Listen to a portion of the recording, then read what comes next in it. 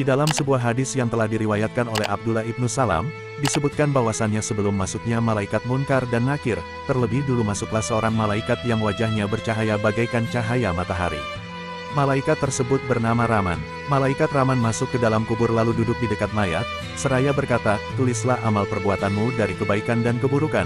Mayat itu bertanya, "Dengan apa aku menulisnya? Mana penaku, mana tintaku dan mana tempat tintaku wahai malaikat?" Lalu malaikat itu menjawab, "Air ludahan itulah tintamu, jari jemarimu itulah penamu." Mayat bertanya lagi, "Di atas apakah aku menulisnya? Padahal tiada selembar kertas pun yang aku punyai." Maka malaikat tersebut memotong sepotong kain kafan dari mayat, lalu diberikannya pada mayat, seraya berkata, "Inilah lembaranmu, maka tulislah semua amal kebaikanmu dan amal kejelekanmu yang telah engkau lakukan selama di dunia." Maka mulailah mayat itu menulis semua amal perbuatannya, dan ketika sampai pada suatu kejelekannya, mayat itu merasa malu untuk menulisnya. Kemudian malaikat menegurnya, "Wahai orang yang bersalah, kenapa kamu tidak merasa malu kepada Zat yang telah menciptakan kamu dalam melakukan kejelekan di dunia, akan tetapi kenapa engkau sekarang merasa malu padaku?"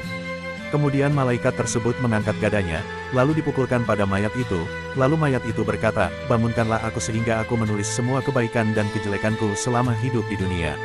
Setelah semua selesai, maka malaikat itu memerintahkan untuk melihat lembaran itu dan menstempelnya, lalu mayat melipat lembaran itu, seraya berkata, "Dengan apa aku harus menstempelnya, padahal aku tidak mempunyai stempel?"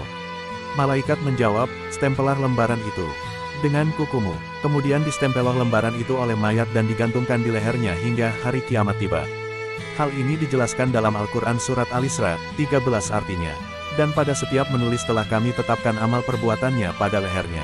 Dan kami keluarkan baginya pada hari kiamat sebuah kitab yang dijumpainya dalam keadaan terbuka." Setelah itu, maka masuklah malaikat Munkar dan Nakir sebagaimana masuknya malaikat Raman tadi. Demikian halnya ketika seorang hamba yang durhaka, melihat pada bukunya yang pada hari kiamat. Maka Allah Subhanahu wa Ta'ala memerintahkan untuk membacanya, lalu dibacanya buku itu tentang kebaikannya.